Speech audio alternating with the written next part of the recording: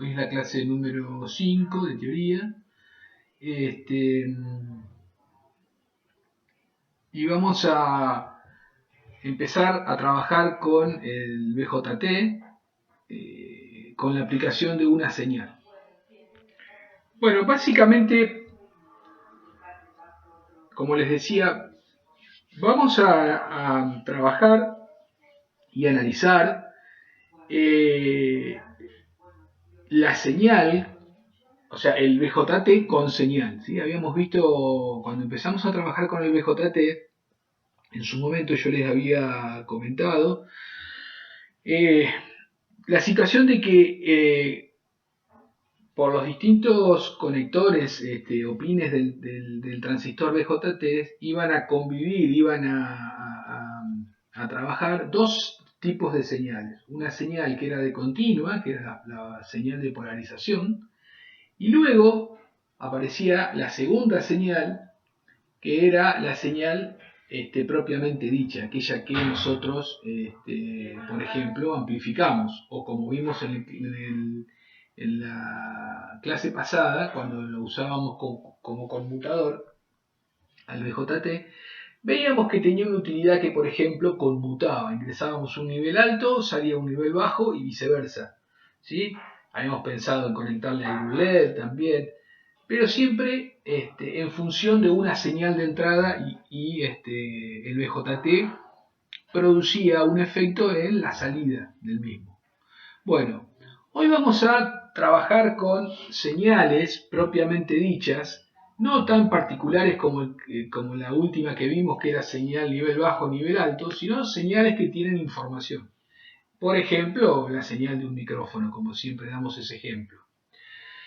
Sucede que las señales, cuando se estudian en distintos tipos de circuitos, se suelen representar, se representan siempre a través de una onda sinusoidal, ¿sí? Esto es debido a que ustedes esto lo vieron en señales y sistemas, las señales se pueden representar a través de las famosas las componentes de Fourier, ¿sí? Entonces las componentes de Fourier, cada una de ellas, nosotros las representábamos con una sinusoidal. Por lo tanto, hacemos todo el análisis con el ingreso de una sinusoidal, pero como nosotros no vamos a analizar la señal en sí, no vamos a analizar las características o el comportamiento de la señal en sí, sino que vamos a analizar cómo se comporta el circuito, entonces aplicamos una señal relativamente conocida y sencilla como una señal sinusoidal, y vemos el efecto que produce en ella el amplificador. Recordemos que estos circuitos, como los amplificadores, tienen una función fundamental que es básicamente amplificar las señales, es decir, amplificarlas en amplitud.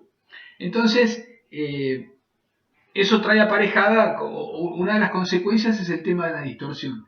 Pero ni siquiera analizamos la distorsión seriamente. Decimos que hay una distorsión, la calculamos o la medimos, pero ni siquiera trabajamos sobre la distorsión, es decir, analizar esa señal en particular. Entonces, esto es importante que lo tengan presente. Nosotros vamos a hacer un estudio básicamente del circuito, no de la señal propiamente dicha. Bien. Entonces nosotros habíamos dicho que un circuito de este tipo, que tiene un BJT, sí o sí yo necesito incorporarle una tensión de continuo. ¿Por qué? Porque yo necesitaba polarizar ese circuito, que significaba conectarle un nivel de continuo a las junturas para que el BJT funcionase como tal. Eso implicaba que se producía una circulación de corriente por el circuito y nosotros la representábamos, esto era muy importante, a través de nomenclatura en imprenta mayúscula, ¿sí? Bueno, en el dominio del tiempo, si nosotros queremos visualizar esa señal de continua, ¿sí? Fíjense que acá, en el eje de las ordenadas, tengo una I minúscula y estoy representando una I mayúscula, ¿sí? Ahora vamos a ver que esto es así porque esta I que está acá vendría a ser la I total, es decir, la señal más la continua. Acá empezamos a representar la continua y bueno, como se podrán imaginar, en el transcurso del tiempo, esa señal es una señal constante, una señal continua, ¿sí?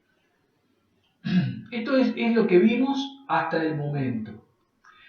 Ahora bien, resulta que aparte de esta señal de continua, aparece, ¿sí?, la señal propiamente dicha. Entonces, si ustedes observan este circuito, obviamente que esto que estamos viendo acá es un modelo de circuito. Entonces, habíamos analizado recién el circuito de continuo y ahora vamos a ver qué pasa con la señal. Si ustedes, como yo les decía, esto es un modelo del circuito, es decir, esto que está acá es el modelo del circuito. Fíjense que acá le llama mecanismo de control, tiene las tres conectores. Esto podríamos modelizarlo o comprenderlo o entenderlo como mi BJT. Entonces, yo podría ingresar la señal por acá, es una señal de control, y a través de este circuito, ¿sí?, analizo el comportamiento de la señal. Fíjense un detalle interesante. Esto lo podríamos, a ver, para que se entienda por ahí mejor. Esto lo podríamos representar, si quieren, de la siguiente manera. Vieron que las corrientes siempre tendemos a decir, hacemos una analogía con un caño de agua, ¿sí? Siempre hacemos lo mismo. Entonces, supónganse que yo tengo ese caño de agua, ¿no? Que por ahí circula agua, por ahí adentro.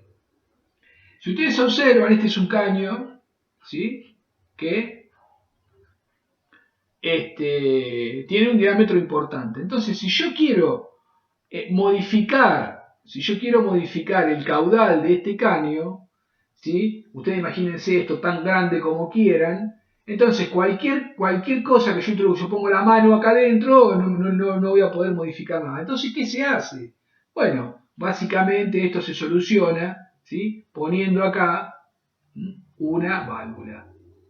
Que yo esto, supónganse que lo giro esa canilla, y puedo modificar el cauce del agua a través de esta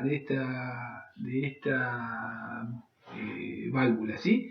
Yo acá puedo poner un sistema de engranajes, como ustedes vieron en física, de tal manera de que yo con una pequeñita fuerza acá, a través de una combinación adecuada de engranajes, con una pequeñita fuerza pueda mover esta gran compuerta y ahí en más manejo el caudal de este caño. No sé si se entiende. O bueno, acá hay alguno que le gusta el ciclismo. Es lo mismo que cuando yo hago el cambio de la bicicleta. Bueno, quiero hacer una subida, una pendiente grande. Bueno, le pongo un piñón tal que yo revoleo, hago poca fuerza y sin embargo estoy subiendo una pendiente grande. Esto sería algo similar. Ahora bien, ¿esto cómo lo hago la analogía con el BJT? Bueno, la analogía sería, yo con una pequeña corriente por la base puedo manejar grandes corrientes por el emisor y el colector. ¿Sí? Entonces, esta señal, por eso se llama señal, esto ya lo hemos mencionado, la podemos llamar como una señal de control. Yo, controlando, trabajando, alterando esta señal de entrada, que es una señal pequeña, por lo tanto es una señal que la puedo manejar sin problema, puedo llegar a poder controlar una corriente grande. Precisamente el circuito que les mencioné, que me gustaría que veamos, ¿sí?, está relacionado con esto. Es conectar un LED de potencia, por el cual un LED de potencia trabaja con corrientes grandes, ¿sí? Entonces, por ejemplo, 100 mA. Entonces, bueno, ¿cómo manejo 100 mA? Bueno, si yo pongo acá una corriente de base pequeñita y configuro este BJT tal que pueda cumplir la función esa de control, bueno, puedo manejar esta corriente grande.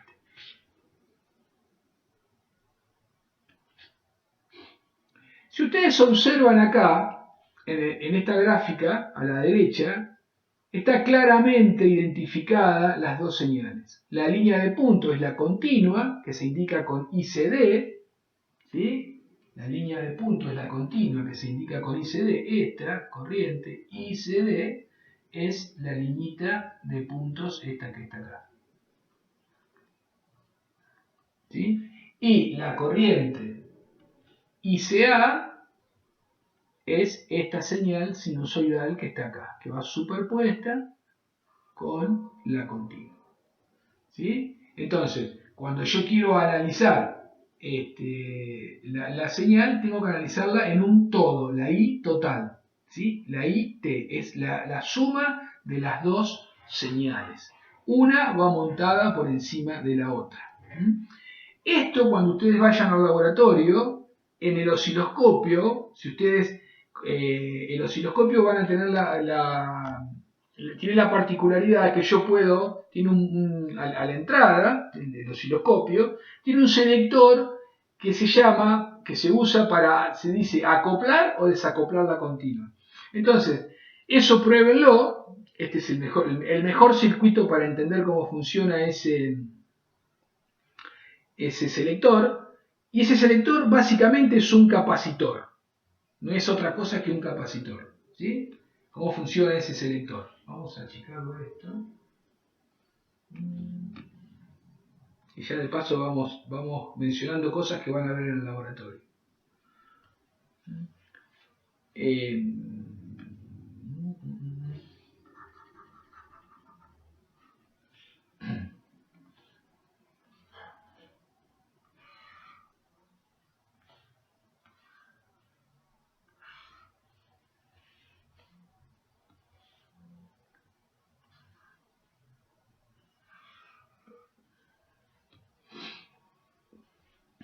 Entonces esto habíamos dicho que era analogía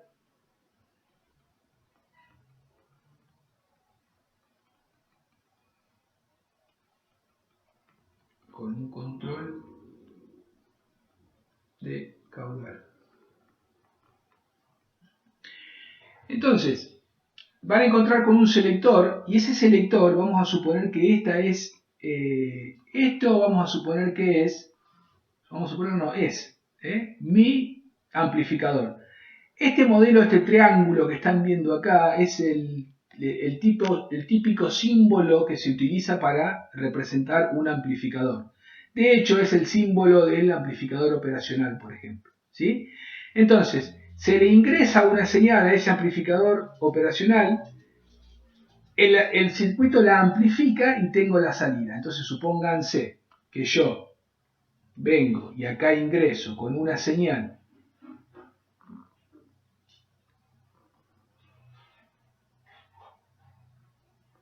sinusoidal de 1 volt pico a pico, ¿sí? Esto es señal, ¿sí? Puede ser tensión, corriente, cualquier cosa, en función del tiempo, ¿sí? Siempre en función del tiempo. A la salida, vamos a suponer que tengo una amplificación igual a 10. Bueno, a la salida voy a tener también una señal sinusoidal, eso es en la teoría, ¿no? Ustedes saben bien que la señal de salida siempre va a estar distorsionada. Entonces a la salida voy a tener una señal B en el dominio del tiempo que va a tener una amplitud de 10 y menos 10. Este es básicamente la funcionalidad de un amplificador, en este caso de un BJT. Entonces, como les decía, si yo acá a la entrada, ¿sí?, le conecto un capacitor en serie, no va a permitir el paso de la señal de continua. En el caso que básicamente ustedes se van a encontrar con dos conectores que se van a llamar Channel 1 o Canal 1, están indicados con la letra CH, y Channel 2. Hay osciloscopios, como se podrán imaginar, de distinta calidad, por lo tanto hay osciloscopios que tienen más canales. Ustedes van a trabajar básicamente con, quizá, no sé, eso lo van a ver con Ariel, hay dos tipos de osciloscopio, uno que es analógico y otro que es digital. Y básicamente ustedes van a ver en este display las señales. Entonces, ¿ustedes qué pueden hacer? Bueno, pueden hacer lo siguiente. Bueno, si ustedes dicen, bueno, la señal de entrada, esta que está acá, supónganse, la conecto a través de la punta del osciloscopio al canal 1. Y la señal de salida, que es esta que está acá, ¿sí? Vengo y la conecto al canal 2. Acá va a haber un control, un selector que va a tener 3 posiciones, ¿sí? 3 posiciones, 1, 2 y 3. Y les va a decir que acá, si ponen la llave acá, van a ver el canal 1. Si ponen la llave acá, van a poder ver el canal 2. Y acá va a haber una parte que van a poder ver ambas señales a la vez en el display. Esto que les estoy mostrando acá es el display. Entonces, eso le permite, cuando le ponen ambas, al poder ver superpuestas las dos señales, van a poder medir, porque este es un display que ustedes seguramente lo han visto alguna vez, van a poder ver y medir, ¿sí?, la relación que existe entre el pico de salida y el pico de entrada. Entonces con eso van a poder determinar la ganancia del amplificador si es realmente lo que ustedes han calculado. Como les decía, a su vez, estos osciloscopios tienen acá un selector, uno por canal, ¿sí?, acá, que acoplan y desacoplan la continua. Cada canal tiene eso, acoplan y desacoplan la continua.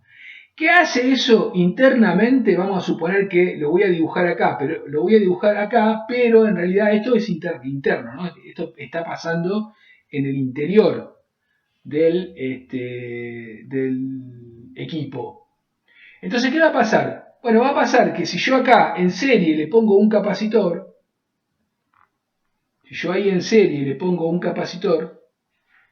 que eso significa cuando le conecto este conector, va a pasar que este gráfico de acá,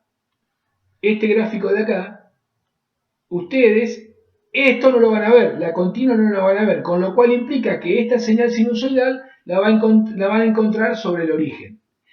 Cuando desactivan esto, van a encontrarse en el display, se van a encontrar con esta situación que están viendo acá.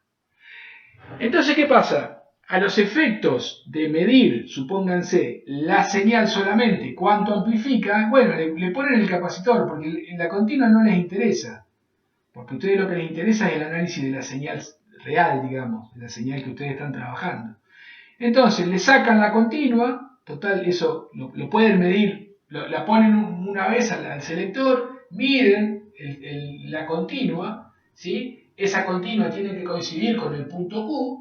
Ustedes recuerden que en el punto Q, ustedes trabajaron con B, C, E, Q y I, C, Q. Bueno, miden esta tensión, o la ven en el display y después la desconectan y van a poder ver las dos señales superpuestas una sobre la otra sobre el origen, en el medio del display. Eso va a ser muy interesante para poder corroborar. Acá hay obviamente controles para el canal 1, hay controles para el canal 1 y controles para el canal 2. ¿Sí? Uy. ¿Venimos bien hasta acá? Esto se los cuento porque ustedes ahora cuando vayan al laboratorio, que me contó Ariel que estaban pensando en trabajar en el laboratorio, lo van a hacer, ¿sí? Entonces, esto es importante que lo tengan presente, ¿sí? Bien. ¿Cómo venimos hasta acá? Bien, profe. Bueno. Perfecto. Hay una cosa que es interesante analizar, es este mismo análisis que hicimos acá con respecto a la señal, lo podemos hacer con respecto a la potencia. Y cuando digo con respecto a la potencia, nos vamos a encontrar que la potencia, o todo circuito, todo dispositivo físico, cuando yo analizo la entrada y la salida, yo nunca puedo obtener más energía o potencia a la salida con respecto a la entrada, ¿sí? Ustedes saben bien que la energía no se crea, sino que se transforma. Entonces, ¿qué va a pasar? Va a pasar que si yo analizo la salida de un circuito o de un sistema y analizo la entrada, nunca la energía de salida va a ser superior a la de entrada, ¿sí? Y eso, la relación entre ellas dos, es el famoso rendimiento del equipo, en este caso del amplificador. Acá nos vamos a encontrar que eso sí sucede. Nos vamos a encontrar que la potencia a la salida es mayor que la potencia a la entrada.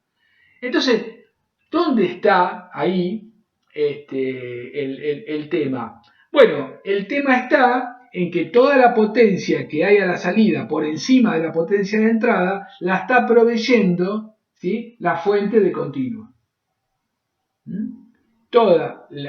Me refiero a la señal, ¿no? Esta señal, al ser más grande, ¿quién provee la energía necesaria para que esto se amplifique? Bueno, la provee la fuente de continuo. Si ustedes recuerdan, de teoría de circuitos 1, el teorema de la superposición tenía la particularidad de que yo podía analizar, por ejemplo, una señal si convivían varias cosas, yo podía analizar una señal descontando las otras y analizaba el efecto. Después pasaba a la otra señal, desatendía el resto y analizaba el efecto, y finalmente, ¿qué hacía? Sumaba los efectos individuales de cada señal. Ese es el famoso teorema de la superposición. En nuestro caso, eso funciona de maravilla porque vamos a poder analizar la continua por un lado, sin considerar la señal. Ahora vamos a ver que eso hay que hacer algunas modificaciones o consideraciones en el circuito. Y después vamos a analizar la señal, ¿sí?, sin considerar la continua, con las correspondientes consideraciones, ¿sí?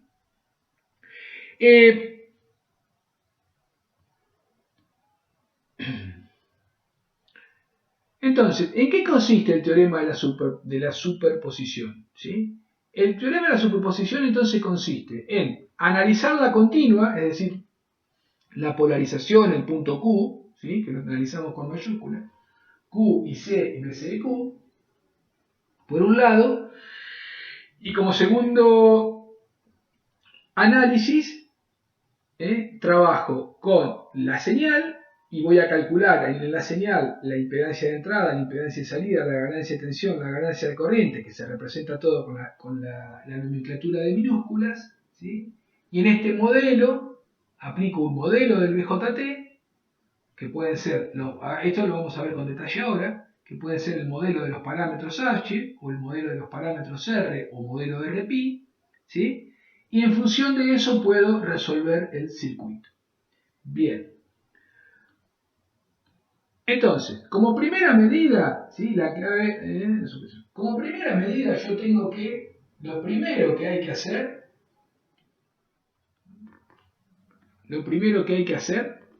es trabajar con la polarización. Es decir, esto es lo que vinieron haciendo hasta ahora. Trabajar con la polarización, es decir, y calcular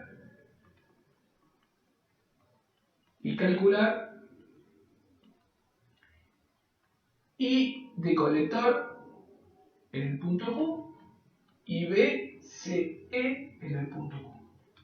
¿Sí? Esto es lo que vinieron haciendo hasta ahora, con la recta de carga, todo ese tema. Ustedes tienen que trabajar con ese tema. Luego que trabajo con eso, tengo que pensar que debo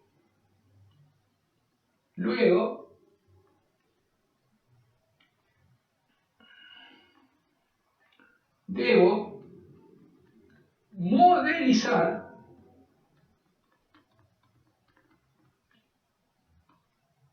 el BJT. Es decir, encontrar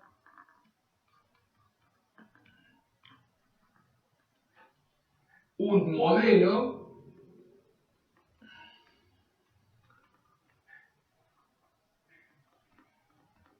circuital que represente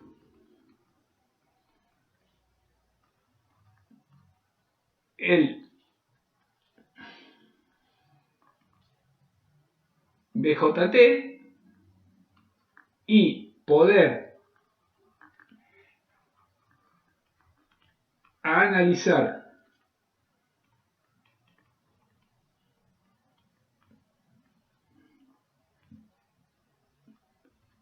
a través del mismo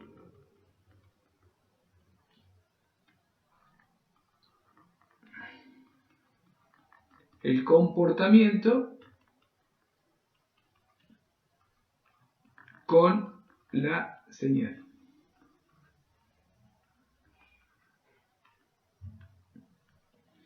¿Vamos bien hasta acá? Sí. Sí, profe. Bien. Esto ahora después lo vamos a ir detallando. Déjenme ver una cosita. No quiero olvidar.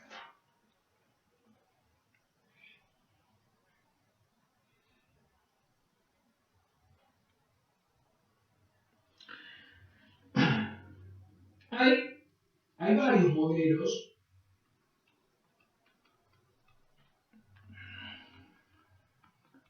Hay varios modelos de BJT. Bueno.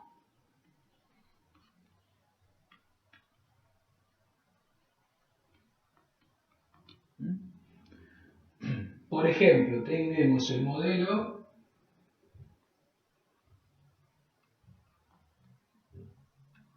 RE,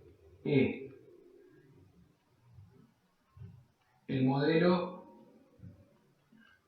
H, el modelo, este vamos a ponerlo acá, porque es muy parecido. Modelo H y modelo RP.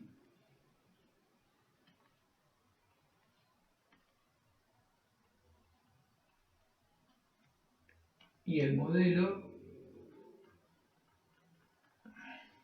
T, ¿sí? Y después está el modelo completo o el modelo de alta frecuencia.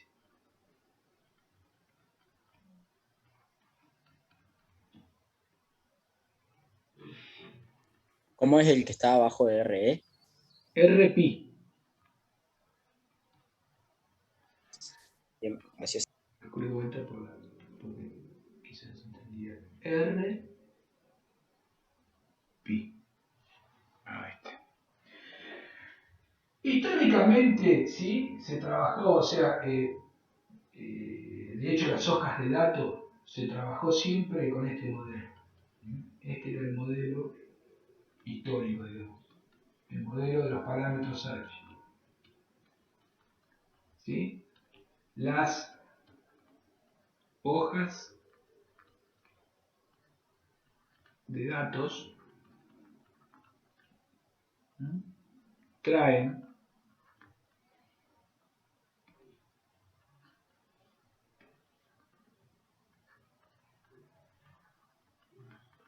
estos parámetros.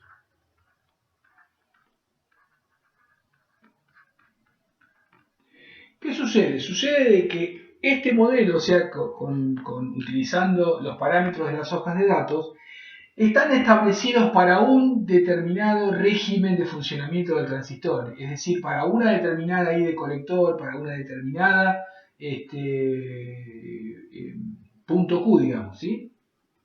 Con el tiempo apareció un nuevo modelo que no depende de un caso particular, sino que está utilizado para independientemente de la utilización.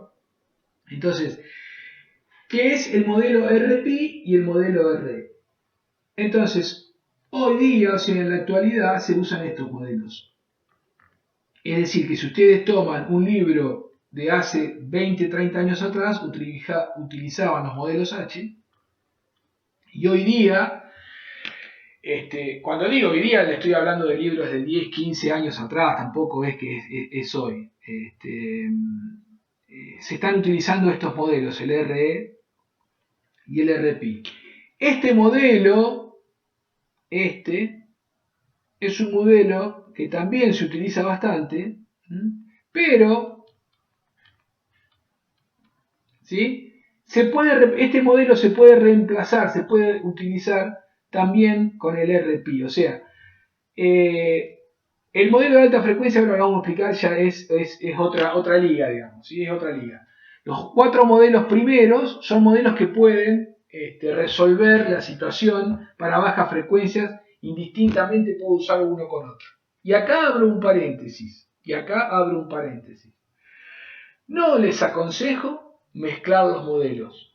Nos acostumbramos a uno y vamos para adelante con ese modelo. ¿Por qué?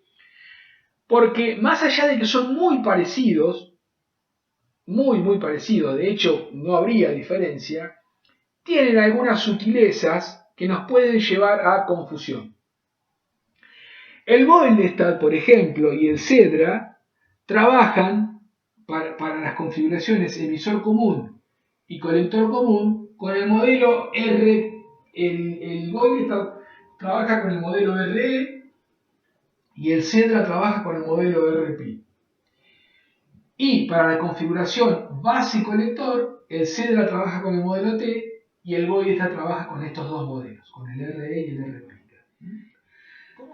Dicho esto, me está faltando hablar un poquito del modelo de alta frecuencia. Y el modelo de alta frecuencia, ¿sí?, es un modelo muy completo que precisamente, ¿sí?, se usa cuando el transistor se utiliza en un circuito de alta frecuencia. La alta frecuencia que estamos hablando acá son frecuencias, vamos a suponer, del orden de los mega, para arriba, ¿no? No les estoy hablando de gigahertz ni ninguna cosa de ese tipo. ¿Qué pasa? Ustedes saben bien que un modelo es la representación, ¿sí?, del componente real. Un modelo es la representación del componente real. Con lo cual implica que ese modelo lo puedo hacer muy complejo o lo puedo hacer muy simple.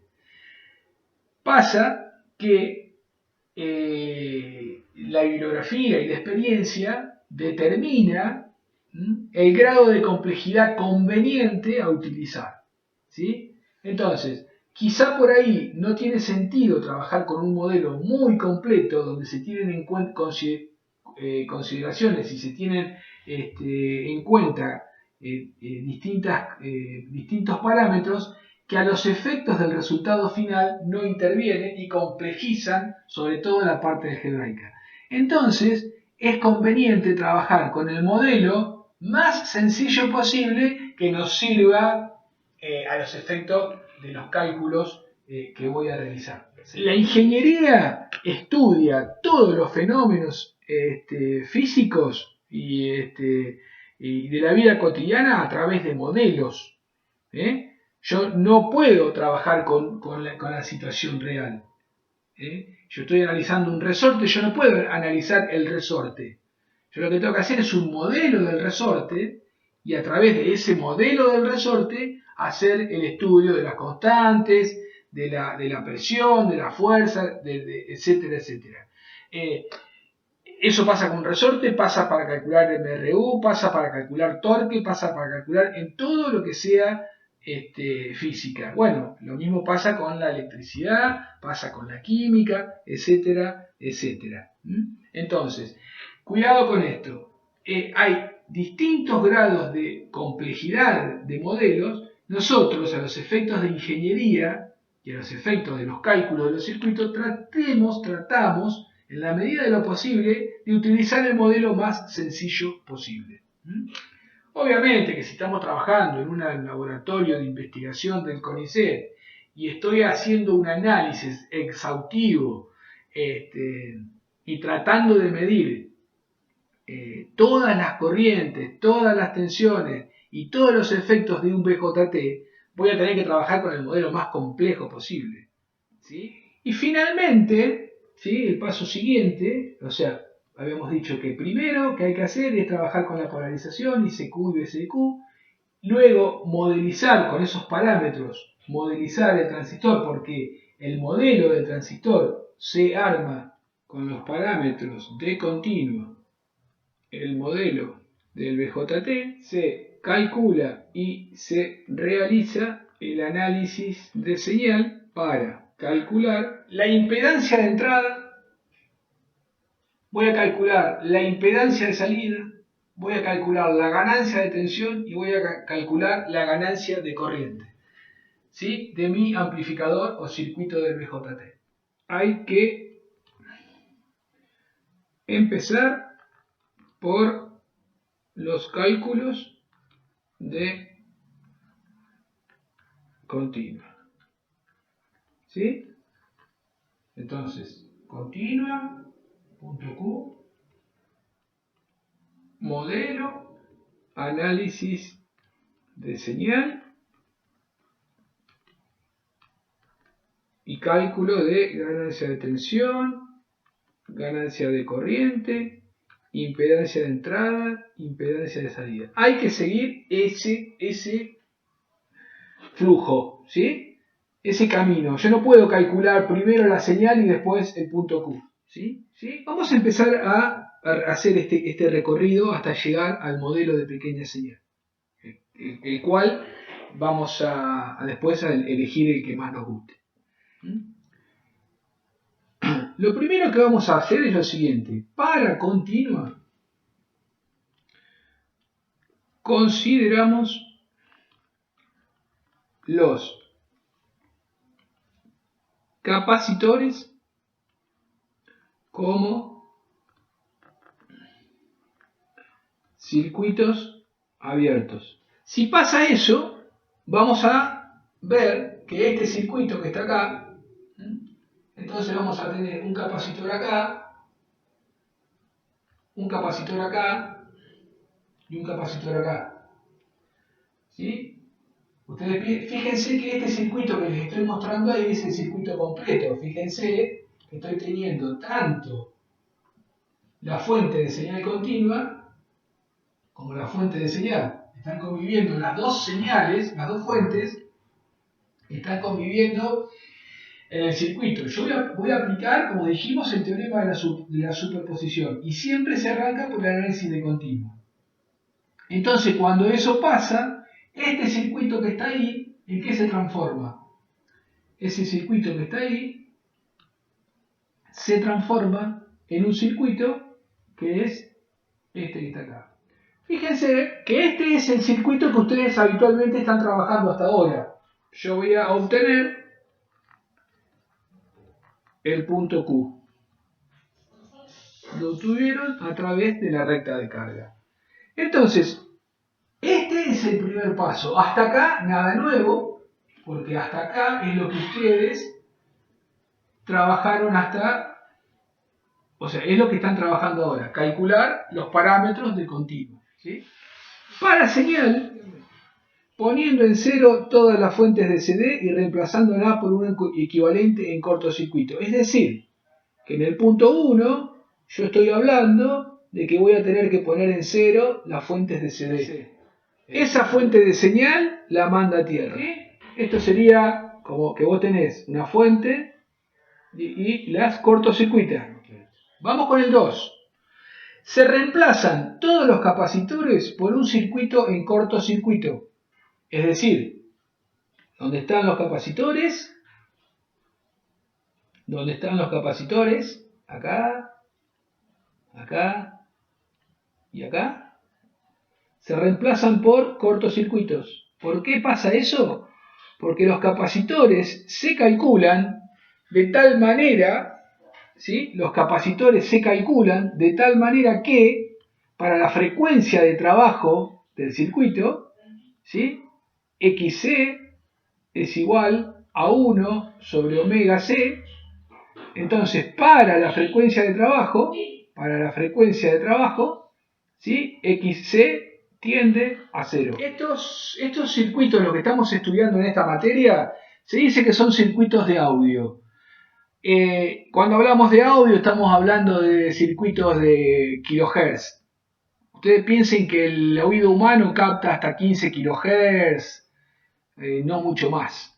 ¿Sí? Entonces se calculan que para esas frecuencias que esto se comporta como un cortocircuito. Por lo tanto, la señal va a tender a pasar por ese lugar. De hecho, fíjense qué interesante que es esto. Miren esto que les estoy señalando acá. Miren esta situación. Tengo una resistencia y un capacitor. Si ustedes observan, cuando yo hago el análisis del punto 2, la resistencia se va, no está más. Totalmente lógico, porque la señal llega hasta acá, hasta el emisor, y se encuentra con dos posibilidades, camino 1 y camino 2. ¿Por qué camino se va a ir? Y se va a ir por el camino porque ofrece menos resistencia. Que es el cortocircuito. Por lo tanto, la señal se va a ir por acá y para la señal esta resistencia no está. Entonces el circuito queda de esta manera. Miren este detalle. Miren cómo queda el circuito cuando lo analizo en continua. Este capacitor es un abierto.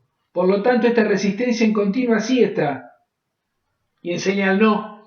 Yo tengo el circuito completo, que es este que está acá, y tengo que hacer un análisis para las dos señales que conviven en el circuito, continua y señal. Para eso aplico el teorema de la superposición, es decir, analizo el circuito para continua, por un lado, y me olvido de la señal, y después lo analizo para señal y me olvido de la continua. Esas dos situaciones implican que los circuitos se modifican desde el punto de vista del análisis. No es que el circuito se modifica, sino desde el punto de vista del análisis se modifica el circuito. ¿Cómo se modifica? En este caso se nota claramente. Para continua esta resistencia está, para señal esta resistencia no está. Ese efecto, ese fenómeno que acabamos de describir, que la resistencia de emisor la tengo en cuenta en continua y no la tengo en cuenta en señal, está hecho a propósito, así. Este capacitor se pone acá a propósito, en paralelo. ¿Por qué? Por lo que decía el compañero recién, que es lo siguiente. Cuando yo analizo continua, necesito analizar estabilidad. El factor de estabilidad. Bueno, está demostrado, esto seguramente lo vieron cuando analizaron estabilidad con Ariel, que cuando la resistencia E del emisor está, la estabilidad del circuito es mayor. De hecho, la red de polarización que tiene mayor estabilidad es la red de 4 resistores. ¿Sí?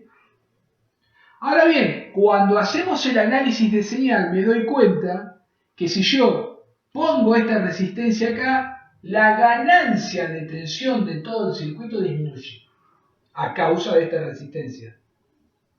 Entonces, ¿qué hicieron estos muchachos?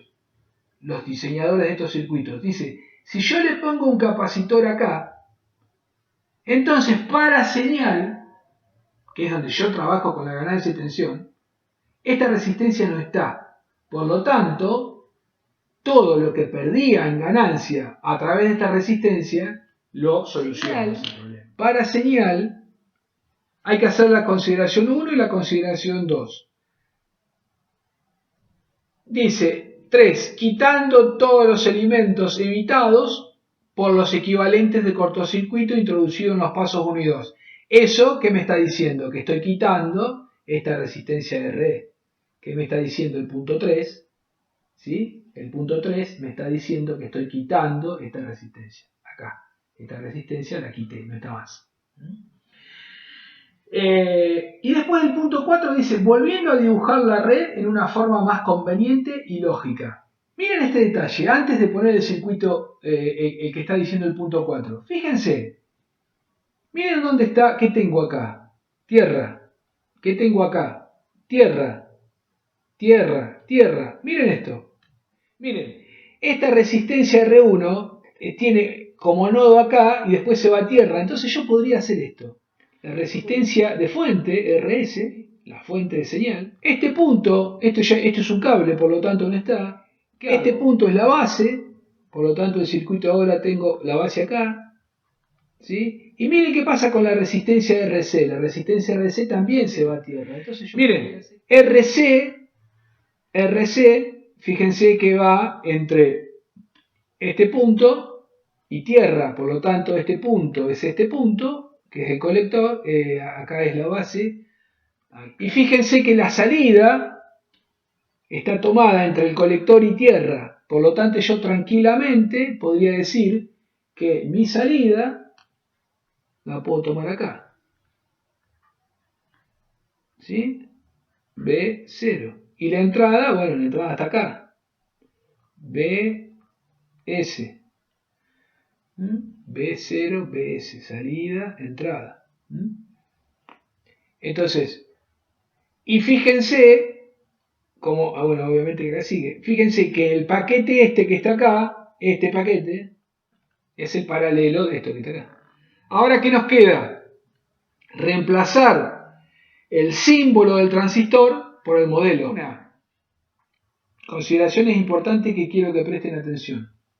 La primera, fíjense dónde está tomado BI. Y fíjense dónde está tomado BO. Fíjense que BI es distinto a BS. BS es la fuente, este es el micrófono. Pero BI es la tensión que ingresa al circuito, no se tiene en cuenta la fuente de señal. ¿Por qué es esto? ¿Por qué es esto? Porque cuando yo diseño mi circuito, lo diseño sin tener en cuenta lo que le voy a conectar. Es decir, no, lo voy a tener en cuenta, pero no sé qué tipo de micrófono le voy a conectar.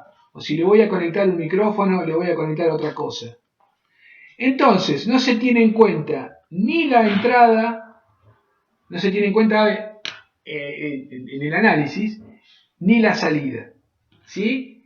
Esta es la fuente de señal, este es el amplificador, acá se coloca la carga y acá se coloca la fuente de señal. Cuando veamos señal ahora vamos a analizar las tres configuraciones, las vamos a analizar. Emisor común, colector común y base común, vamos a calcular los 4 parámetros. Y cada uno de esos, digo, porque o sea, a mí ahora a simple vista como me parecen, digamos, todo lo mismo, pero que algunos sirven para una cosa mejor que otra. ¿A qué te referís con algunos? O sea, tipo, o sea, colector común es mejor en algunos casos que emisor común y así. Claro, y sí. Esto el otro día lo habíamos comentado. El emisor común sirve para ganar tensión y ganar corriente, pero el colector común no gana tensión. La ganancia de tensión de un colector común es 1, no gana nada. Al contrario, es 0,99. Sí, me acuerdo. Se utiliza para adaptar impedancias, por ejemplo. ¿Y la base común? La base común es una configuración muy poco utilizada y tiene, en teoría, dice, yo te digo la verdad, nunca la utilicé, pero en teoría, la teoría dice que cumple buenas funciones con respecto a la frecuencia, es decir, el ancho de banda del transistor no se ve disminuido.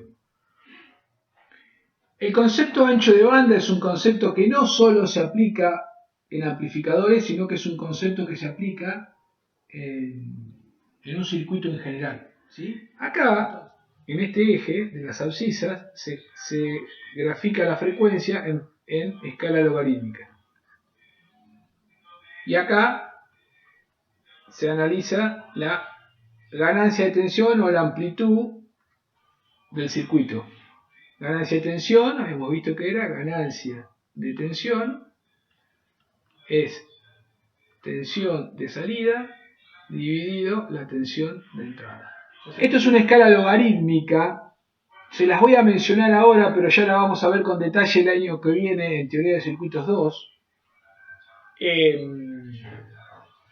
cómo se trabaja con las escalas logarítmicas, diagramas de Bode, todo eso, pero bueno, créanme, es una escala que tiene la particularidad de poder representar en ella valores desde muy pequeños hasta valores muy grandes de frecuencia, supónganse 2 Hz hasta, qué sé yo, desde 2 Hz, esta es una escala logarítmica, se representa en décadas, se dice. Entonces, acá voy a poder poner 10, acá voy a poder poner 100, acá voy a poder poner 1000, 10.000, y así voy sumando de a 10. Entonces, fíjense que en una misma escala puedo representar desde 10 Hz hasta, qué sé yo, del orden de los gigahertz, megahertz, ¿sí? Entonces, esa es la particularidad que tiene. Y eso se llama, cuando yo voy cambiando la frecuencia del circuito, se llama un barrido de frecuencia. Es decir, yo tengo un circuito, vamos a hacer el modelo del amplificador que ya les hablé, del triángulo ¿sí? Y acá va a ingresar la señal de entrada y acá va a ser la señal de salida, ¿no? Entonces acá voy a tener out y acá voy a tener una señal in. Y esta señal yo la puedo variar en frecuencia. La señal de entrada puedo variar en frecuencia. Y ahí voy a analizar la entrada y la salida. La entrada y la salida. Entonces me voy a encontrar que este amplificador tiene una ganancia A, ¿sí?, para un rango de frecuencias. Esto se llama frecuencia de corte inferior. Y acá se llama frecuencia de corte superior, ¿sí? El ancho de banda, que se indica con la letra BW, es la resta entre la frecuencia de corte superior menos la frecuencia de corte inferior. ¿Qué va a pasar? Este equipo, cuando me va a amplificar según los cálculos, vieron que yo acá estoy haciendo todo este análisis que hicimos anteriormente para poder sacar la ganancia de tensión, ganancia de corriente, impedancia de entrada, impedancia de salida, que eso lo vamos a ver la clase que viene. Entonces, la ganancia de tensión, supónganse que me da 10, pero eso va a ser cierto, va a funcionar, que la ganancia de tensión va a ser igual a 10, para frecuencias, o sea, en este rango de frecuencias, Acá, ¿sí?, la ganancia va a ser la ganancia A. Ahora, cuando yo trabaje para frecuencias menores a la frecuencia de corte inferior, fíjense cómo la ganancia empieza a caer. La ganancia en este punto va a valer esto, ya no va a valer A, va a valer A, qué sé yo, dividido, no sé, 2. Acá vamos a hacerlo más fácil. Acá va a ser A dividido 2. Entonces, si para esta frecuencia, para todo este rango de frecuencia me amplificaba 10, ¿sí?, para esta frecuencia en particular, para acá, para esa frecuencia me va a amplificar A sobre 2. Y lo mismo pasa para una frecuencia de corte superior. Supónganse, supero los 15 kHz y este amplificador empieza a amplificar menos. Es decir, que el ancho de banda del transistor, del amplificador o del sistema, es el rango de frecuencias, ¿sí?, en el cual el fabricante me asegura que el amplificador se va a comportar como amplificador. Fuera de esos rangos, el circuito ya no tiene utilidad, no sirve. No sé si se entiende. Sí. Son los límites del equipo. El equipo no funciona para todas las señales, para todas las frecuencias. No, funciona para un rango. Ustedes me pueden preguntar, ¿y cómo se establece ese rango? Bueno,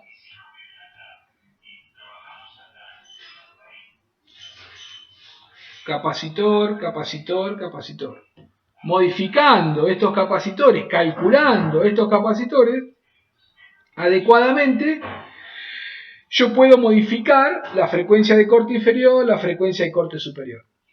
A su vez, los BJT En este caso, nosotros estamos trabajando con BJT, por lo tanto, vamos a hablar de BJT. Los BJT tienen un límite de frecuencia. Yo acá no puedo, un BJT no lo puedo hacer trabajar, un común, digamos, un 548, no lo puedo hacer trabajar para una frecuencia de gigahertz o de megahertz. Hay que buscar la hoja de datos y fijarse cuál es la frecuencia de corte superior del BJT. Tanto, listo. Entonces, si yo quiero amplificar audio, ustedes saben bien que el amplificador, ustedes diseñan un amplificador de audio. ¿Hasta qué frecuencia, qué ancho de banda tendría que tener ese amplificador? Bueno, si lo que quiero es amplificar audio, con que el amplificador tenga un ancho de banda, con que esta frecuencia de superior, amplificador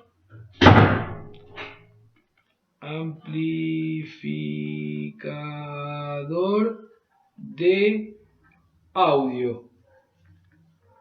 Bueno, con que entonces, con que la frecuencia de corte superior sea menor, o sea, menor o igual a, qué sé yo, a 15 kHz, listo, ya está. No, menor no, mayor. En realidad, mayor igual. Ya funciona. ¿Tiene sentido hacer un amplificador de audio cuya frecuencia de corte superior tenga, qué sé yo, 70 kHz? ¿Tiene algún sentido?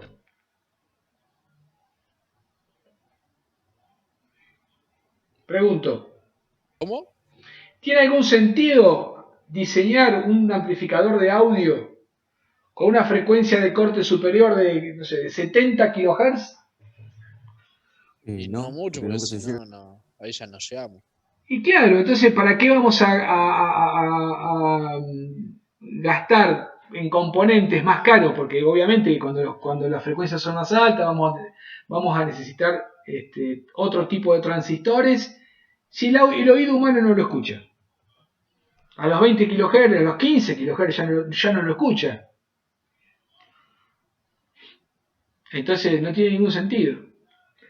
Si alguno de ustedes es un experto fanático en el tema audio y ha leído de audio, se va a encontrar con que cuando uno trabaja con audio de alta fidelidad,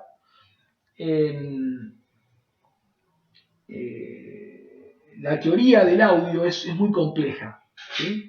Los amplificadores de audio son complejos, construir cajas acústicas es complejo desde el punto de vista, nada imposible, pero es toda una materia. Entonces cuando se trabaja con alta calidad de audio, se dice, por ejemplo, es necesario tener amplificadores de ancho de banda elevado porque hay frecuencias o los armónicos múltiplos de 10 kHz, supónganse 20 kHz, 30 kHz, 40 kHz, 50 kHz, influyen en la construcción de la señal final y en la calidad del sonido. Eso es cuando ya estamos hablando de muy finito, hilando muy finito. Pero a los efectos de un amplificadorcito de audio que yo quiero armar para un uso normal del audio, con que tenga un ancho de banda de 15 kHz, alcanza, sobra y funciona de mil maravillas. Si yo me pusiese, si uno se pone a investigar y qué ganancia, qué ancho de banda tiene un amplificador de audio de un celular, quédense recontra tranquilo que debe ser mucho, mucho menor. Porque la calidad es mala. ¿Se entiende eso? Sí. Pregunta, ya que estamos en esto. Supónganse que yo hago un amplificador de audio, pongo un tema musical, y hago un amplificador de audio, la quiero amplificar, y le hago que ese amplificador de audio tenga, qué sé yo, 7 kHz, 5 kHz de ancho de banda, 8 kHz de ancho de banda. ¿dónde voy a notar yo el problema? Si es que hay algún problema. Por ahí me dice, no hay ningún problema. Y por ahí no sé, no sé cómo funciona la música, pero creo que son como muchas frecuencias. Las frecuencias altas, digamos, no se van a escuchar, va a haber distorsión, algo así. Bueno, ¿alguien más? Sí, no es como que estás, no sé si decirlo filtrando, pero como que estás no dejando pasar algunos armónicos. ¿Y eso en qué en qué va a influir en la música? Y, o sea, como que no se va a escuchar capaz que del todo bien o, qué sé yo, depende el tema, por así decirlo, ¿no? Pero Ajá, como que va a bajar la calidad. ajá. ¿Qué instrumento va a tener mayores inconvenientes? Pregunto, Mariana, ¿estás por ahí? Sí, profe. ¿Qué instrumento para vos va a tener mayor problema si el ancho de banda es de 7 kHz? La verdad no sé. Está bien, no hay Mm, ningún problema. Tomás, pregunto, Tomás. Gracias, Mariana, no hay problema, está todo bien. Tomás, No, yo igual, profe, no sabría decirle cuál buenísimo, es. no hay problema. Maxi, Antígono está. Marcos, ¿estás? Sí, profe. ¿Qué instrumento tendría mayor problema si yo tengo un ancho de banda, qué sé yo, chico, digamos? Y no, tampoco no sé mucho de música. No hay problema, no hay problema. Marcos. Lautaro. Me imagino que algo con muchos armónicos, una guitarra, por ejemplo. Bien, ¿con respecto a qué, por ejemplo? Una guitarra y con respecto a qué otro instrumento no tendrías problemas. un bajo. Bien, ahí estamos. Si yo paso un contrabajo o un bajo, el contrabajo hace tum, tum, tum, tum, tum, tum. Entonces, los sonidos del contrabajo, del bajo, ¿sí? Son sonidos graves, frecuencias bajas, Claro, ¿sí? agudo más alto. Los agudos son frecuencias más altas. Por eso una caja acústica, cuando digo una caja acústica, le estoy hablando, por eso cuando ustedes compran un bafle,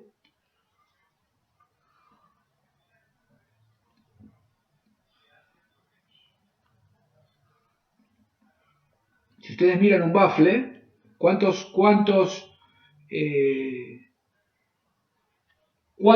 eh, ¿cómo se dice? Parlantes, digamos, hay algunos que tienen muchos, pero los más comunes.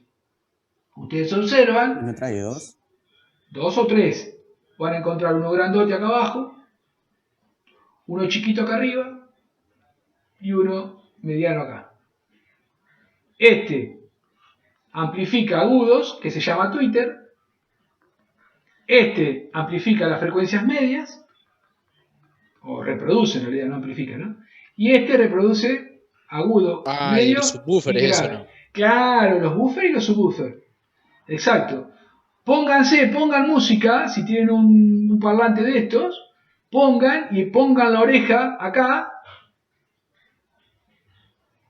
pongan la oreja acá, acá y acá. Se van a encontrar que el que hace temblar las paredes es este, el grave. Entonces, si mi amplificador se termina cortando, si mi amplificador, vamos a suponer que se termina cortando acá, para poner un límite, las frecuencias bajas van a pasar sin problemas. Es decir, que este muchacho va a andar bien, no va a tener inconvenientes. Este va a pasar la mitad, algunas sí, otras no, y este no va a reproducir nada. No va a reproducir nada o muy poquito. Porque las frecuencias las agudas, la finita, no las va a reproducir. Un violín le va a costar. ¿Sí? ¿cómo se llama? El platillo de la batería y no lo va a reproducir. Sin embargo, el bombo de la batería sí lo va a reproducir. ¿Se entiende ahora? Es muy importante esto, ¿eh? Este tema del ancho de banda del transistor, del amplificador. Mariana, a los chicos que le pregunté, Mariana, Marcos. Sí, profe, se entendió. ¿Se entendió? Bueno, entonces esto es importante. Esto es importante. El sonido es un tema lindo para aplicarlo acá porque es un tema que resulta ser conocido, digamos, ¿sí? Pasa que ahora, en la actualidad, los equipos de música se han perdido, no estamos acostumbrados, o sea, en la época mía, hace 2 millones de años, existían los home theaters, seguramente sus padres o familias tienen o han visto alguno. Hoy día la música se pone por todos lados. Claro, exacto, pero ¿qué pasa? Se escuchaba con una fuente de señal que era un CD, que era música digital, la calidad de esa música era relativamente buena y a su vez se amplificaba con un home theater. Hoy día es muy común, o sea que no sé qué porcentaje, pero un 70-80% de la música que se escucha es a través del celular. Entonces la calidad de esa música es muy mala, entonces hay un montón de cosas que las perdemos de vista. Estos detalles de agudos, graves y medios, con un celular no los vamos a detectar. Ahora, si ustedes tienen la posibilidad de escuchar el mismo tema, de una banda, de una buena banda que tenga muchos instrumentos, con un home theater a través de un CD de música, creo que todos saben de qué les estoy hablando, más allá de que ahora no se consiguen, ustedes ponen un CD de música y ponen ese mismo tema en Spotify y van a encontrar una diferencia abismal. Van a empezar a escuchar sonidos que en el celular no los escuchan. Entonces, en ese sentido, la tecnología ha jugado en contra de la música en ese sentido. Porque no tenemos aparatos reproductores hoy día de calidad. Y los que hay son carísimos. El otro día estaba mirando los precios de estos. Vieron que salieron de vuelta los famosos vinilos. Los vinilos era de cuando yo era chico. Ahora, bueno, se volvieron a reeditar la música en vinilo, pero cada vinilo sale fortuna y el equipo para reproducir vinilo con el amplificador sale otra fortuna más, con lo cual implica que no es accesible escuchar música de calidad hoy día. Y uno va a una casa de electrónica y quiere comprar un equipo de un reproductor de música, lo puede comprar, pero no hay medios de almacenamiento de música. No sé si se entiende lo que digo. No hay medio porque uno... esto también es importante, este detalle que yo lo quiero aclarar, que se me viene a la mente en este preciso momento. Yo puedo tener, lo voy a marcar acá, yo puedo tener un amplificador de $2 millones. ¿Sí? Mandé a la NASA a que me diseñen, a INVAP, que me diseñen el amplificador de mayor calidad, con los componentes más caros.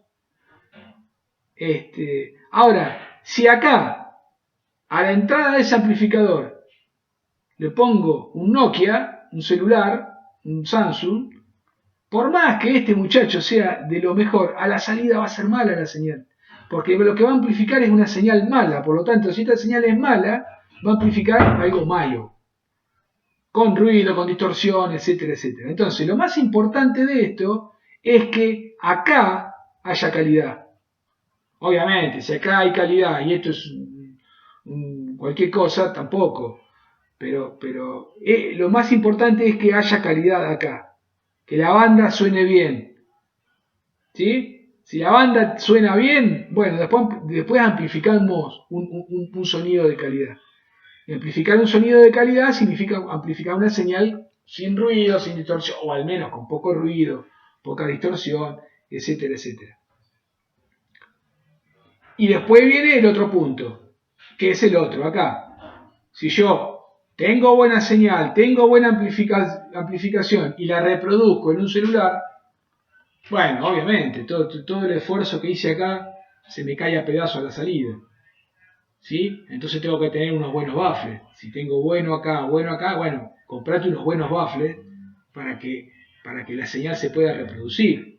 Es decir, hay que buscar un compromiso. Si todo es malo, va a ser todo el sistema malo y bueno, hay que buscar un compromiso, de alguna manera.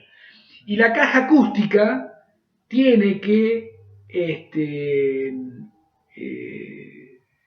tratar muy bien a una señal acústica.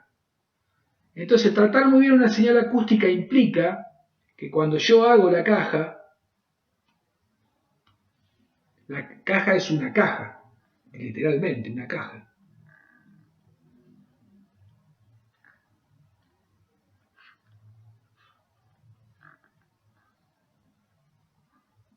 Literalmente esto es una caja. Entonces, esa señal cuando se reproduce, ¿sí? Empieza a rebotar acá adentro.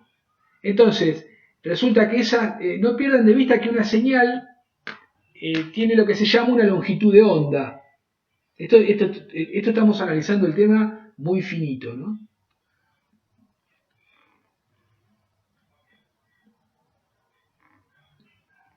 Recuerden que la longitud de onda era la inversa de la frecuencia.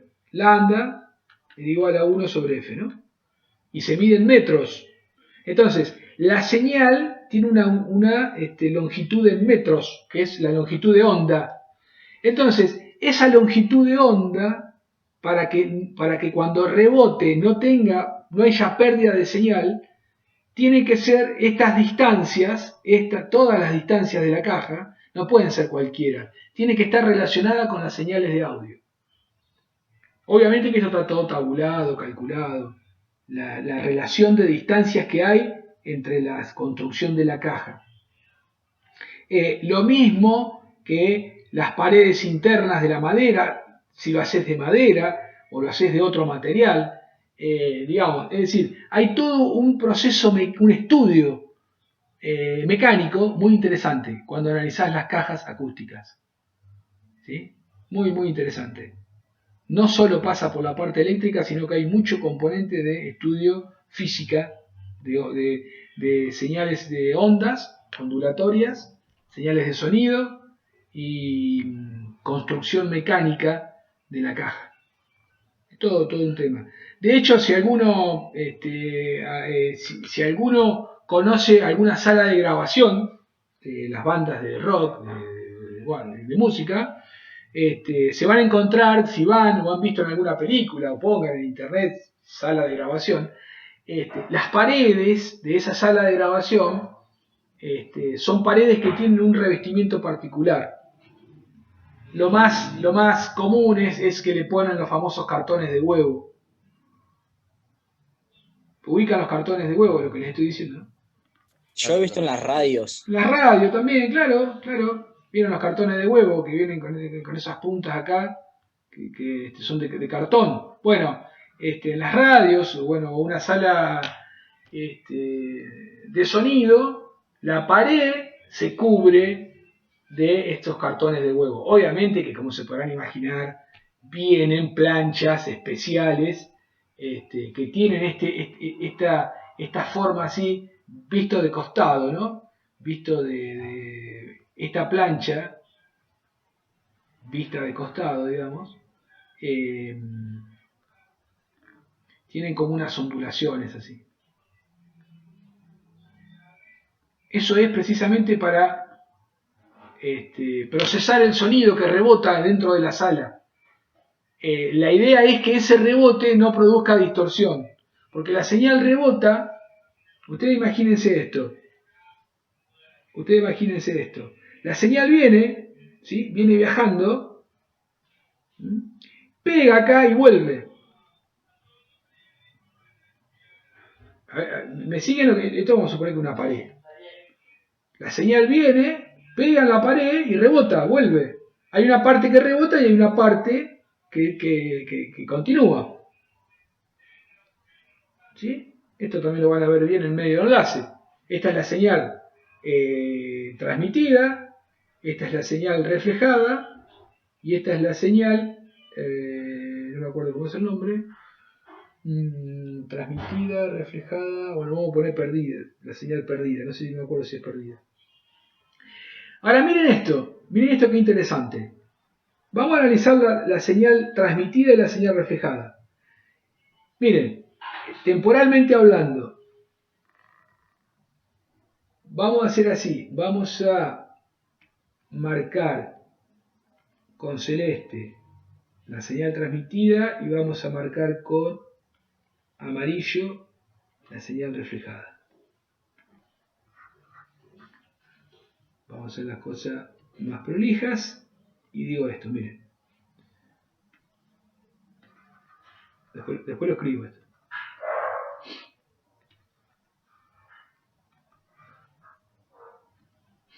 Miren. Vamos a analizarla en el dominio del tiempo.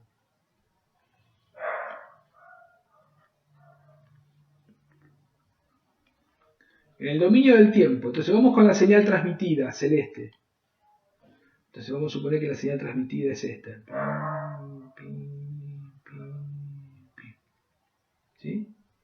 Y la señal reflejada, temporalmente hablando, se empieza a superponer con la transmitida, porque esta sigue viajando. Viene viajando para, digamos, a medida que pasa el tiempo. Esta viaja y en un momento, ¿sí? En el momento t igual 1, T1, empieza a aparecer la señal reflejada. ¿Qué sucede si la señal reflejada empieza a aparecer acá, supónganse, y hace esto?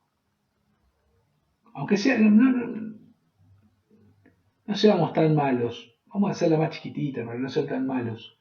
Vamos a suponer que la señal reflejada hace esto. Desfasada a 180 grados. Estoy haciendo un análisis teórico, En la realidad pasan otras cosas, pero... Entonces, ¿qué va a pasar? La suma, la señal total, la amarilla va a distorsionar la señal de entrada, de la señal del cantante. ¿Entienden lo que digo? Se superponen, se suman, literalmente se suman las señales, y la señal amarilla, ¿sí?, distorsiona la señal total, la señal de entrada. Entonces, es muy importante el tema del rebote de la señal. Y acá me meto en camisa de 11 varas, como dice el refrán. Porque me van a preguntar, ¿y cómo funciona la caja de huevo? Te lo debo. No sé bien cómo es el principio físico de por qué la caja de huevo hace que este tema mejore. No lo conozco, pero eso está para eso. No sé, la señal viene, pega en las puntas esas y en vez de salir en la misma dirección sale en otra dirección, no sé. Hay que leer un poquito, tendría que investigar un poquito, pero bueno, se los dejo como inquietud. No es un tema de aplicada a uno, no le vamos a tomar el examen cómo funciona una caja de huevo en una sala de estudio, quédense tranquilos. Pero ¿entienden esto de la reflexión? Guarda que esto que les estoy contando acá, de la señal transmitida y reflejada, en electrónica funciona en todos lados, con la luz, con las antenas, ¿sí? Esto se llama desadaptación de impedancias. Cuando estén en medio del enlace con el profesor Ángel Elizondo, lo van a ver. ¿Sí? Una señal de una antena, viene la señal por el aire, es captada por la antena y después esa señal es transmitida a través de un cable. Todos esos cambios de medios, el aire, el alambre de la antena, el cable del coaxil, el equipo de audio, etc., todos esos cambios de medio se producen lo que se llaman desadaptaciones de impedancias, es decir, escalones, por llamarlo de alguna manera. Entonces, en todos esos cambios hay que producir, en vez de que haya escalones, que haya rampas, para que no existan esos cambios abruptos Porque ahí hay pérdida de señal. Hay pérdida de señal sí o sí. Es muy importante la adaptación de impedancias en electrónica. Sobre todo en comunicaciones, en audio, en lo que sea. Y, profe, y por ejemplo, si yo, viste, con todo lo que estamos haciendo, que hicimos un amplificador ahí con el, digamos, con emisor común y colector común, si yo ponerle que tengo el transistor ese y tengo las resistencias, todo, hice mis cálculos, tengo el Q bien calculado, y que eso ¿cómo lo conecto a un altavoz? ¿Cómo es? O sea, ¿cómo lo conecto a qué? Claro, ¿cómo lo conecto? Por un lado tendrías que ir al jack del cel o algo así, ¿o no? ¿Cómo sería? Ponerle para amplificar audio. Sí, claro. Y sí, vas a tener que poner páginas. Vos vas a tener el amplificador, lo vas a tener en una caja. Lo vas a poner en un gabinete. Adentro vas a tener la plaqueta. Este va a ser tu ampli. Este va a ser tu ampli, una caja, y adentro hay una plaqueta con electrónica que cumple la función de amplificador. Bueno, acá vas a poner un jack. Vamos a suponer que acá tenés la guitarra. ¿Sí? Acá tenés la guitarra eléctrica. ¿Sí? Bueno, tiene un jack la guitarra eléctrica, un cable. Ese jack lo vas a tener con un plug, lo metés al amplificador. A la parte que dice in. Tiene una entrada. Por otro lado, no sé, por acá sale otro jack. Claro, pero yo quiero, tipo con el casero que estoy haciendo yo, digo. Y esto lo tenés que tener sí o sí. Esto que yo te estoy haciendo, por más casero que sea, tiene que tener una entrada y tiene que tener una salida. Que sería, en el circuito desde el punto de vista simbólico, como querés usar un amplificador, vas a tener que usar un emisor común. La salida va al colector. La entrada en la base. Entonces, la guitarra, en vez de conectarla ahí,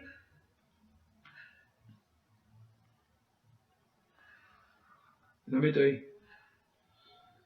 Y el out ese que está ahí, ese out es este out. Y acá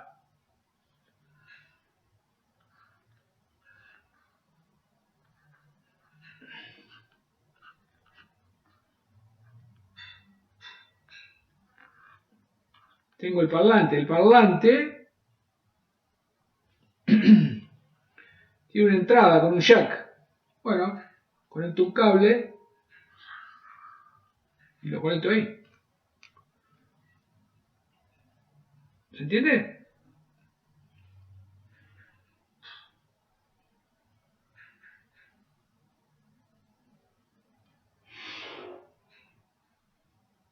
Acá obviamente que va a haber capacitores, o sea, esto es un esquema, ¿no? Esto es un esquema, ¿no?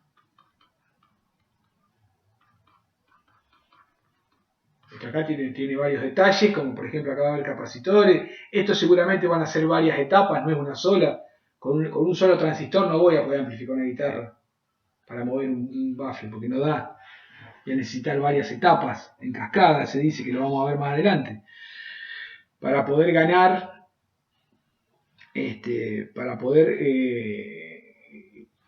ganar más, digamos, para que la ganancia sea mayor. Si yo quiero una escalera más alta, necesito más escalones. Una escalera más bajita no me alcanza para llegar al techo. Entonces, ¿qué hago? Una escalera más alta que tiene, en vez de 2 escalones, tiene 10 escalones. Esto sería lo mismo. Para llegar acá, para mover esto, para llegar a este techo, bueno, voy a necesitar 10 de estos, 10 escalones. Eso se conecta a lo que se llama cascada. Pero básicamente acá vas a tener un plug, un conector de RCA, qué sé yo, cualquiera. O los plugs esos de, ¿cómo que se llaman? Los jack. Y los conectás acá. Después vas a tener que tener, o sea, esto tiene, repito, es un esquema. Porque después tenés que ver, por ejemplo, ¿qué impedancia tienen estos baffles? Por lo general son de 8 ohms. Bueno, cuidado, porque si son de 8 ohms, la salida, por lo que acabo de decir de la adaptación de impedancia, la salida, bueno, tiene que tener una relación con estos 8 ohms. La impedancia de salida, eso lo vamos a ver más adelante, tiene que tener una relación con 8 ohms, tiene que estar adaptados para que exista la máxima transferencia de potencia. Es decir, toda la señal que amplificaste acá se tiene que transferir lo máximo, casi toda, por este cable. Para que valga la pena, si no, no tiene sentido. Si todo lo que amplificaste acá lo perdiste cuando enchufaste el cable, entonces eso se llama adaptación de impedancia. Tiene que haber adaptación de impedancia a la salida y adaptación de impedancia a la entrada. Pero bueno, no nos vayamos al tema.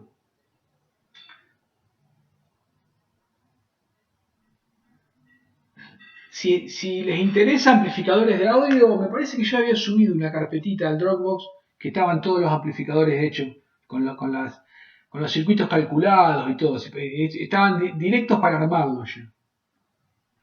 Si les interesa y no lo encuentran, avísenme que se los paso. ¿Qué cosa, profe? Hay una carpeta en el Dropbox que es todo de audio, donde hay unos cursos de audio y hay varios amplificadores de audio para construir.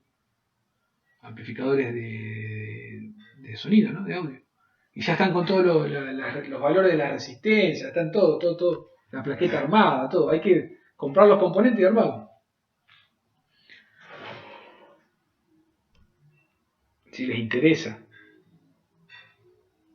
Se van a encontrar con circuitos mucho más complejos que los que estamos viendo nosotros ahora, porque todos esos circuitos tienen un montón de etapas. No es solamente amplificar. Hay un montón de consideraciones a tener en cuenta. Por eso les digo que el tema de amplificadores de audio es toda una materia. Hay un montón de detalles que se tienen en cuenta ahí. Bien.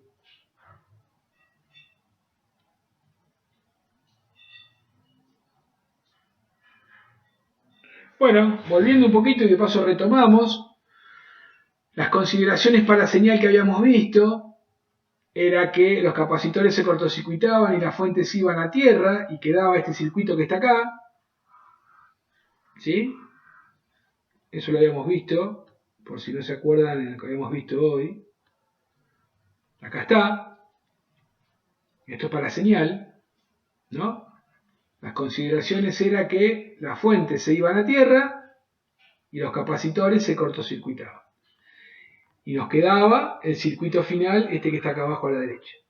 Ahora lo que hay que hacer es el transistor, esto que está acá, que le estoy marcando ahí, la cajita esa celeste, es el símbolo del transistor. No sirve para nada desde el punto de vista circuital. Es un símbolo. Entonces esto hay que transformarlo en un modelo. Reemplazarlo por un modelo. Un modelo es algo que nos sirva a los efectos de los cálculos.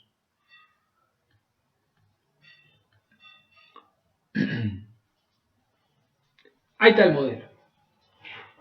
Eso que están viendo ahí.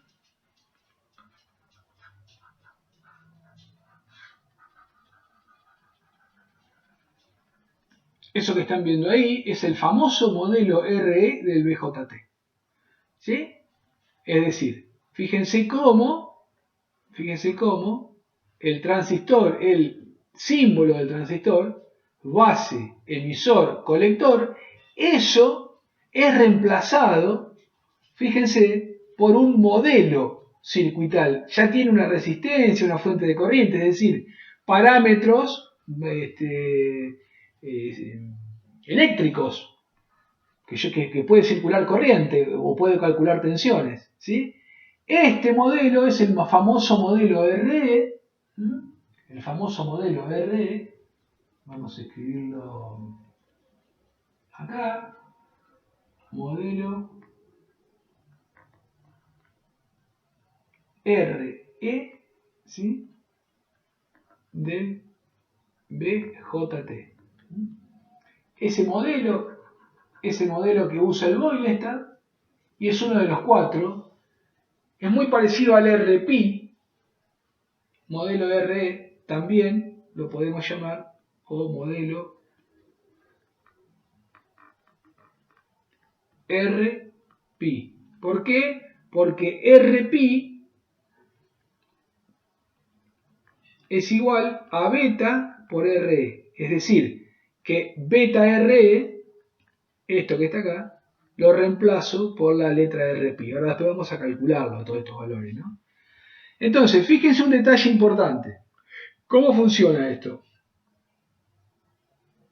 Beta es un parámetro que es la ganancia de corriente del transistor, es un dato que viene en la hoja de datos. ¿Sí? Y RE se obtiene a partir, ¿sí? RE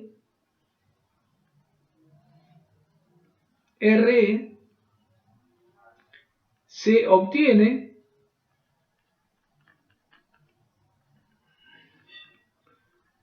a partir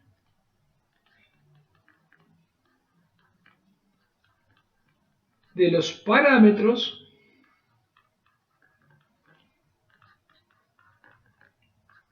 de continua, es decir, de continua, es decir, V, C, E, Q y CQ. Entonces, fíjense que acá está el tema de que por qué necesito calcular primero, hacer primero el análisis de continua. Porque yo encontrando B, C, E, Q e I, C, Q puedo encontrar RE. Y al poder encontrar RE, puedo armar el modelo. ¿Sí? Entonces, este es el símbolo del transistor. Es el modelo. Y este es el modelo. Profe, y ahí para calcular RE, ¿qué se aplica a la ley de Ohm? No, RE, ahora yo te voy a dar la fórmula.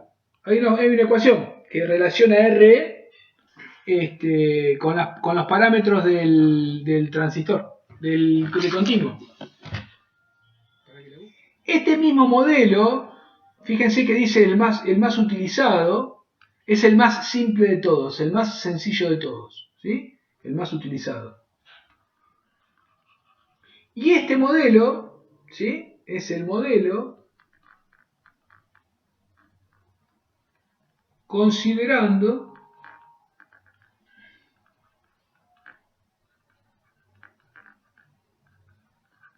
RO. RO es una resistencia, ¿sí? Que va en el modelo completo del transistor. Digamos, tiene en cuenta la resistencia de salida del transistor. ¿Qué pasa? Pasa que este valor RO es muy grande, entonces para la mayoría de los cálculos es tan grande que se considera como que es un abierto. Por lo tanto no se pone directamente. ¿Sí? Directamente no se pone. Lo de las ecuaciones. Entonces, este modelo se reemplaza por la cajita negra. Fíjense donde dice base, colector, emisor. Ahí se pone ese modelo. Habíamos llegado a esto, ¿se acuerdan? En definitiva es esto que está acá dibujado. Acá está dibujado del libro y acá lo dibujé yo a mano, digamos, ¿no? Es exactamente lo mismo. Lo que dice modelo ahí en celeste es la cajita celeste esta que está acá. Esta RC es esta RC de acá. Entonces yo que les decía, eso celeste, el símbolo del transistor, se reemplaza por el modelo. Acá está en celeste, está el modelo. Es esto que les dibujé acá. Celeste acá. Entonces, la base, donde dice base está la base, donde dice emisor está el emisor, y donde dice colector está el colector. ¿Sí? Ya llegamos al final, ya llegamos a modelizar. De todo ese caminito que había que seguir, llegamos al final. Ahora, los cálculos de señal se realizan sobre este circuito. Vamos a escribirlo eso. ¿Y eso qué sería? ¿Como una fuente de corriente o no? Es una fuente de corriente. Pero no se preocupe con esa fuente de corriente porque se toma como que esa fuente de corriente vale beta y B. ¿Sí? Entonces suponete V de salida, por ley de Kirchhoff, la tensión de salida es el producto de esto, que es la corriente que viene por acá, pasa por acá, por la resistencia RC. Listo, ya saqué la salida. Lo más importante es llegar hasta acá. Porque a partir de acá ahora vamos a trabajar, dependiendo, esto es una configuración, emisor común. Entonces, sobre esta configuración, sobre este circuito A, vamos a calcular Z de entrada, Z de salida, ganancia de tensión y ganancia de corriente. Después vamos a poner una configuración colector común y otra vez vamos a hacer todos los mismos pasos. Y vamos a llegar a un circuito similar a este, con el modelo. Y vamos a calcular estos 4 parámetros. Acá estamos hablando de amplificadores de audio, pero uno puede ser amplificadores de otra cosa, puede ser amplificadores de video, puede ser amplificadores de, no sé, de otro tipo de señal.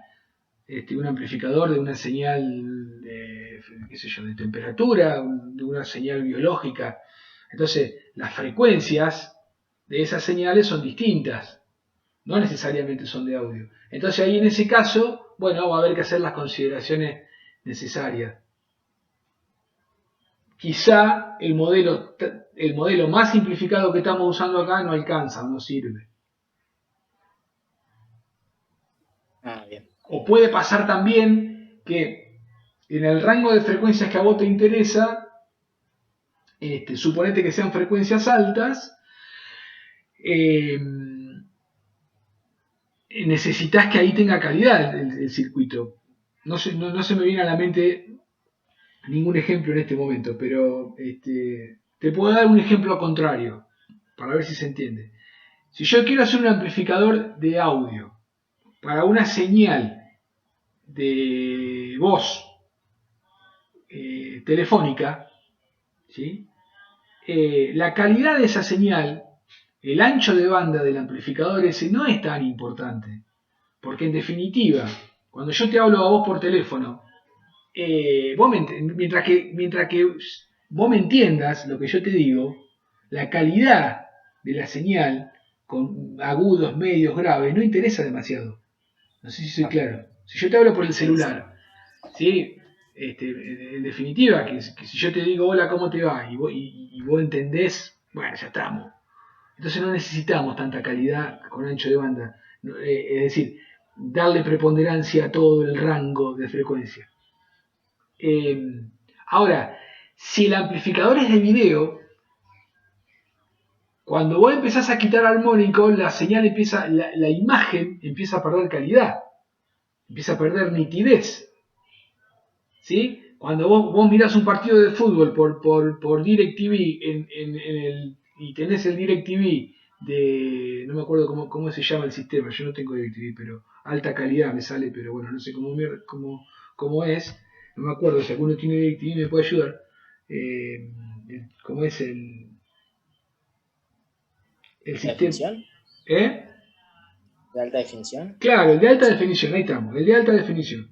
Entonces, cuando vos mirás alta definición, los amplificadores de los equipos de DirecTV que transmiten alta definición y tienen que tener un ancho de banda interesante para captar todos los armónicos, para que la nitidez de la imagen sea buena. El audio no importa, el audio del que transmite no importa. El amplificador de audio del que relata el partido, más o menos. Ahora, el de video no. El de video no, porque donde vos empezás a perder armónicos, los colores ya no se van a ver bien, el pasto no se va a ver verde. Empieza a perder nitidez. De hecho, mirá, televisión de alta definición y no de alta definición y vas a notar la diferencia. Sin embargo, el audio del canal de televisión de alta definición con el audio del canal del otro, no creo que tenga diferencia. No creo. Eso es lo que mandó Marcos al grupo de WhatsApp.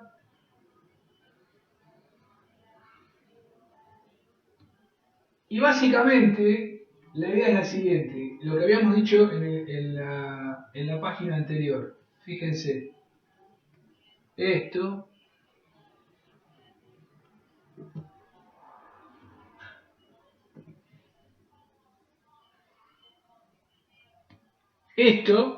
es lo que dijimos en la página anterior. Bueno, si yo esto lo traslado acá, ¿sí? Esto lo traslado acá, va a resultar en lo que nos trajo, lo que nos mandó Marcos.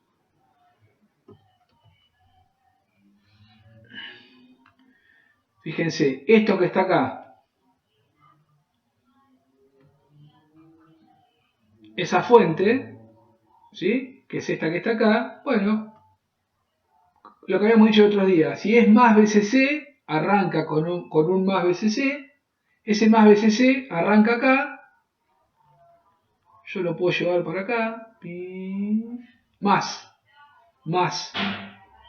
Esto es todo un cable, por lo tanto ese más lo puedo hacer acá, lo puedo hacer acá, lo puedo hacer en cualquier lugar, o lo puedo hacer acá, o lo puedo hacer acá como lo hice recién.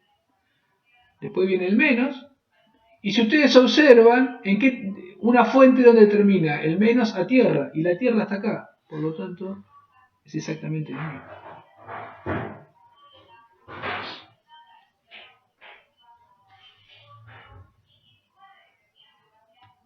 ¿Se acuerdan lo que habíamos visto la otra vez cuando yo les decía, bueno, ¿qué pasa si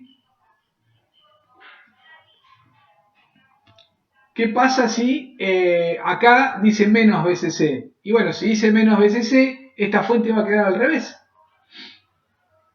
¿Se acuerdan en el transistor, este transistor es un transistor P, no, es un transistor NPN. Es un transistor NPN. ¿Se acuerdan que cuando era PNP, acá arriba apareció un negativo? ¿Estamos todos de acuerdo? Lo que vimos en la clase pasada. Sí. Y bueno, y en ese caso, ¿qué pasaría? Eso yo lo expliqué en la clase pasada. Lo vimos. En ese caso, esta fuente quedaría al revés. Quedaría así y así.